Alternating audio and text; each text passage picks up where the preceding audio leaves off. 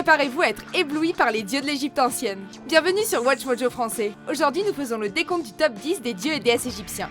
Nous publions de nouvelles vidéos chaque jour, alors abonnez-vous pour être au courant des nouveautés excitantes.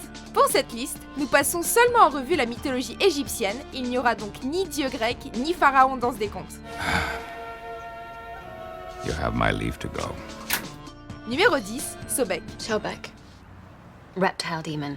Sobekites were reptile worshippers. Facilement identifiable à sa tête de crocodile, cette ancienne divinité égyptienne protégeait ses adorateurs des dangers du Nil. Et si Sobek était à l'origine reconnu comme le créateur de la rivière, voire même du monde entier, il est surtout associé à la fertilité. On lui attribue aussi des pouvoirs militaires et pharaoniques. Les anciens Égyptiens momifiaient les crocodiles dans l'espoir d'être bien accompagnés par Sobek dans l'au-delà. Loin d'être l'un des dieux les plus calmes, il est en revanche l'un des plus respectés, et il est parfois vu comme une extension d'Horus et de Ra. Numéro 9, Thoth. Wise lord of the sacred word, we seek your counsel. Voilà un dieu égyptien connu pour son calme et son tempérament calculateur. Dieu lunaire à l'origine, Thoth est ensuite vu comme le concepteur de l'univers, tout en jouant le rôle de médiateur entre le bien et le mal. En d'autres termes, il gardait un œil sur les Égyptiens via l'éducation, et on lui attribue même l'invention de l'écriture. Thoth est une divinité pourvue de nombreuses facettes. Il a parfois le visage d'un ibis ou d'un babouin, et a inspiré l'incroyable art égyptien qui émerveille encore le monde aujourd'hui.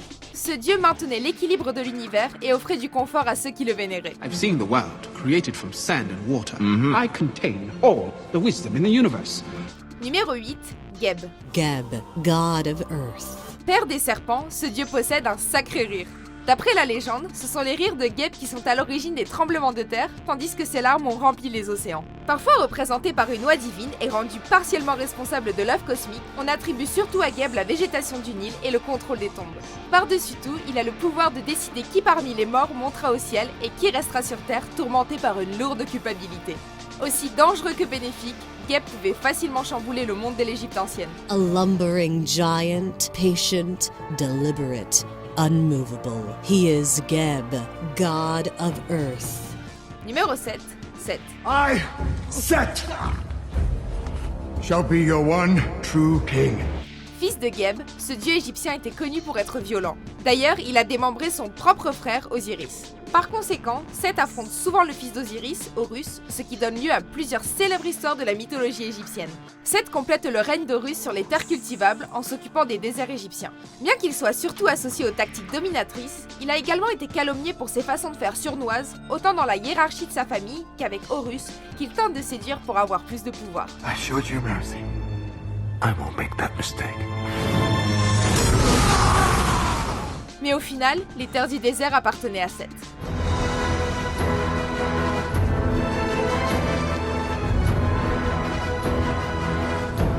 Numéro 6, Horus. Comme on l'a mentionné, ce dieu joue un rôle important dans le mythe d'Osiris. Divinité du ciel, de la guerre et de la chasse, Horus a de nombreuses facettes derrière son visage de faucon. Les pharaons égyptiens étaient vus comme son incarnation. En ce qui concerne son héritage dans le monde actuel, on trouve le grand sphinx. Il est souvent considéré comme l'un des aspects d'Horus, représentant le soleil levant. Avec ses diverses formes émergeant à travers l'histoire, Horus est surtout vu comme une divinité solaire, ainsi que le fils d'Isis et d'Osiris, ce qui le met dans la position du rival de Seth. I looked up to you. Of course you did. Numéro 5, Isis. She spent eternity searching for the cut-up pieces of her dead husband. Si cette déesse égyptienne a connu différents noms et talents au fil des années, le mythe d'Isis passe avant tout par sa relation avec Horus. Inspirant probablement l'imagerie chrétienne autour de Marie et Jésus, la relation mère-fils a joué un rôle clé dans la vie des pharaons, puisqu'Isis représente le trône en lui-même. L'inondation du Nil est souvent liée aux larmes versées par Isis à cause du meurtre de son frère et mari, Osiris. Avec quelques autres déesses comme Hathor et Mut, elle reste l'une des divinités féminines les plus célèbres et importantes de toute la mythologie égyptienne. Isis, the Egyptian symbol of life. I mint it for your father. What good could that old charm have done him? Numéro 4, Anubis. Oh, this depicts the god Anubis sailing the boat of Ra to the underworld. Malgré le peu de références à ce dieu dans la mythologie égyptienne classique, son nom remonte à 2600 avant Jésus-Christ, période pendant laquelle il était fréquemment représenté. Cité par Plutarque comme le fils adoptif d'Isis, Anubis offrait une protection dans l'au-delà, apparaissant souvent avec une tête canine. Ce dieu a par essence le dernier mot en ce qui concerne la répartition des morts. When a person died, they passed into a room. They were brought before Osiris and a panel of judges. And next to them was a massive scale. Then the god Anubis weighed their heart against Mot, the goddess of truth. À l'époque, ça signifiait peser les âmes et les guider vers leur vie éternelle. Reconnue dans l'art comme un chacal et un loup, Anubis est intimement lié à l'embaumement et au processus de momification. Who's that? The dog-headed figure, is that a demon? Well, actually, that's a jackal's head. He is Anubis, the Egyptian guardian and protector of the dead. Numéro 3, Ra. He is the head of a parakeet. It's a falcon. Souvent considéré comme le dieu principal de la religion égyptienne, cette divinité solaire était d'une grande influence pendant la 5e dynastie. D'ailleurs, la célèbre vallée des rois est parfois citée comme une représentation du rayonnement de Ra. Le supposé père des dieux a fini par fusionner en une divinité nommée Amon-Ra. Illustré dans l'art à travers ses relations avec Horus et Osiris, ce dieu du soleil, de l'au-delà et peut-être même de l'univers, a même fait une sorte de caméo dans le film de Spielberg, Les Aventuriers de l'Arche perdue. Il s'agit d'une des nombreuses raisons pour lesquelles il est toujours aussi connu.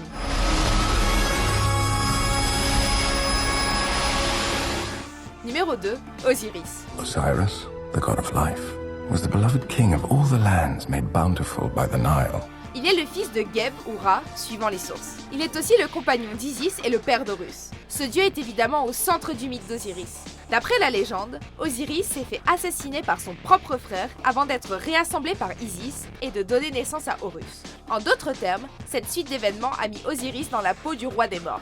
Il rencontre les pharaons après leur décès et les guide dans leur voyage rempli de magie et de défis. On dit également qu'Osiris a mis fin à la pratique du cannibalisme en aidant la vie des Égyptiens et en leur offrant une transition vers l'agriculture. All are welcome to the afterlife.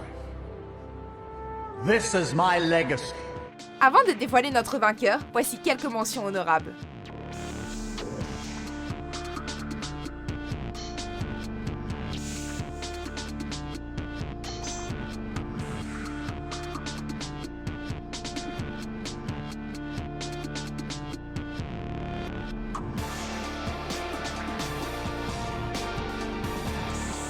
Ptah, Lord of Creation, as if the origin of the universe must forever be concealed.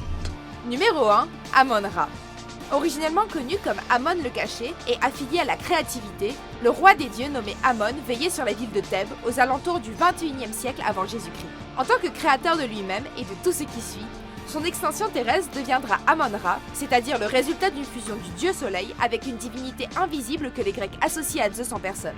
Amon-Ra commandait donc la vie quotidienne des Égyptiens en leur offrant le calme et un sens à leur vie terrestre et dans l'au-delà.